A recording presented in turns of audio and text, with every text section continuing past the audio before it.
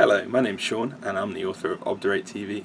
Today we're going to have a look at fours and some tactics that you can use in order to win your fours games with some friends. What I'm going to show you is the place where we're building up, our strategy while we're building up, and hopefully you'll have an idea of what we're doing in order to win back-to-back games.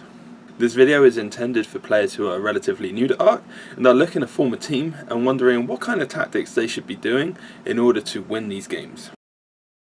So what you can see is here we're in the middle and we are collecting as much as possible, trying to get a couple of early kills if we can. Hunter experience is brilliant, especially for fours. Everyone's going to get a big chunk of experience with that kill, and we're trying to get as much gear as we can so that we can share it out. Leather is still pretty king. If we can get in leather armor ASAP, it's going to be so beneficial for us. I've picked up duplicate chest pieces and pants and things like this, so I'm going to share that out with my tribe. It means that we need less hide later on. There's a drop in rates in 4s and 6s, just so you know, so as much gear as I can get from that middle is going to mean that it's going to be faster forges later on, because my priority is full hide gear before I start going for the forges. It's critical that you stay alive.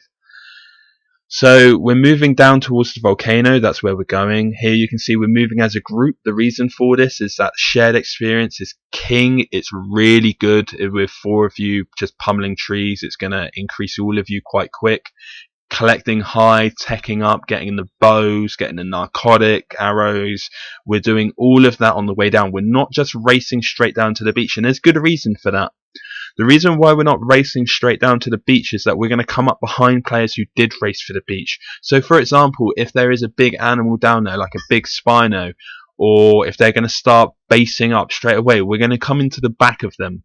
They're probably knowing that more players are going to come down, but we've got the advantage. They're already doing stuff, and while they're distracted, we can then kill them relatively easy. If we just race straight down to the beach, it's going to be the other way around for us. So for example, if we just race down, start taming this Spino, obviously we're focused on this Spino who's potentially just going to turn around and start smashing us, and then we're going to start getting arrowed to death. And it doesn't take much to kill us, let's be honest. A few arrows and you're done, especially when you're standing pretty stationary.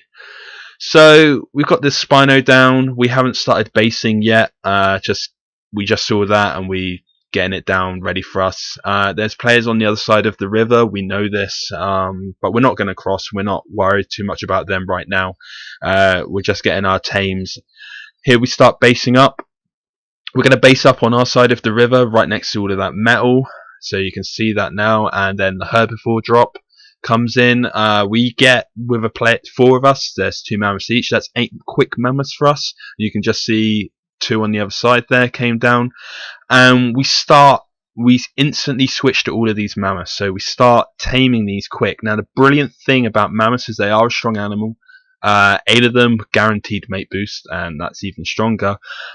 They are brilliant quick tames is the key here. Brilliant quick tames. I have had this in different games where I've ignored the mammoths. I thought, you know what, you're neutral, I can ignore you, and I'm going to keep taming my carnivore, my Spino, my Rex, whatever, and then someone rolls up with 2 level 1 mammoths and just demolishes me. It happens. Do not underestimate these mammoths. Get them as quickly as you can. If you get 8 of them, you are in such a good spot. It's as simple as that. Just get the mammoths. That's all I can say. So tamement meadow berries, if anyone doesn't know, are the best berries that you can use for tames, especially herbivores, of course. So put the meadow berries in. Protect your tames. Here, this bit glitchy. You can see this dilo tail. Do your best not to kill your tames. Take a bit of time with that. Don't go panic mode. Some people get like, oh, but you know, stay calm. Make your shots. You'll generally keep your tames alive. Collecting hides still, because we're going to go mass forges later on. And we have, obviously here you can see we've got the Spino up, we've got a Diamorph. We just keep taming. You can see we've also tamed the Stego.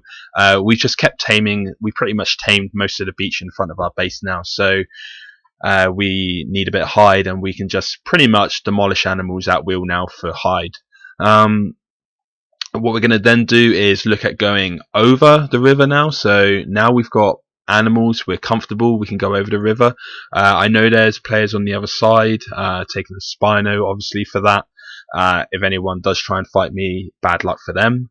Red drop is on the other side here, so I've crossed the river and collecting the red drop. I've got the Spino with me, empty it because it respawns quicker, dump as much in the animal that you've brought. And the other players that were on the other side of the river, this is their mammoth. They didn't even try and tame it, so I'm just like, you know what? I'll have some more mammoths and quickly tame them. You can leave them over there, pick them up later. So what happens is I'm over there taming the mammoths, and we have the survivor beacons light up, and we can have a quick look around. So I know I'm pretty safe where I am, and we realise there's some people up near Bronto Hill. So if you ever have a look at some of the other guides, you'll see there's a map of the different areas and what they're called. Bronto Hill is one of the areas that players use to farm metal. But in my opinion, there's not too many brilliant tames there. You can get Brontos, of course, but not the same Carnos and the red drops and stuff like that. So there's some players up at Bronto Hill. We take the whole team up there and we demolish them. Benefits of doing this, it's very early on. Have a look at our timer. We've hit them with 15 minutes to go. They probably have just started, they're smelting, they've probably got a lot of metal, but they probably haven't started a craft yet, in the sense of craft their shotguns, their rifles and stuff. So they're not ready for 10 mammoths, a Spino, Diamorphs, and whatever else we've got, Stegos, charging over this hill and just demolishing them. They're not ready for that whatsoever. So we absolutely pummeled them, and a couple of them escape. This is me chasing down one. Obviously, you can see the time difference. We dumped all of the metal and that we got into our animals, and we finished them off. What we are left with is a case where we have lots of high level tames now. So if you imagine 3 or 4 player kills, all of that hunter experience all across your animals, we are left with those level 1 mammoths are now like level 40. So they've got ridiculous melee damage. We've pumped up their health a bit. They are strong, very, very strong now. So we bring everything back to the base. These are our forges, so we've obviously been crafting ourselves, and we're going to keep going like this. We're going to keep forging, we're going to keep taming, and basically our strategy is that when we turn up at the end, we're going to be with a ton of tames. Each of us are going to have a ridiculous amount of tames behind us, so we're going to separate them out, and all of us are going to have guns, and hopefully maybe fabricators as well. Like, we're going to have the metal armor and everything like that. So here's another clip. As you can see, I'm continually taming more mammoths. Just mammoth army is perfectly fine. They can take a lot of punishment, and if anyone does get close to them, they're going to deal a lot of punishment. I then look for some other stuff to tame. I see a Rex over there. I'm going to start taming the Rex as well. So this is going to constantly go. Now what's happening is our times tick down, and we've decided that we're just in a very strong position at this time. So what we start to organise is we just go hunting for the rest of them. We get another survivor tracker come up in a minute, and basically one of our guys or 2 of our guys takes our entire army and pretty much goes and attacks them, and I stay back at base because I'm like, well, you know what, if it all goes really bad and the guy that you're hunting down just manages to either run away and you don't get him, or he just has an army himself and like he can somehow beat our army, I'm still at the back with a Spino collecting more mammoths and other Rex and things like this. So this is what we've been doing, and here you can see they've got the survivor beacon up. So as you can see, they finally make the kill, and that's it, game over, done.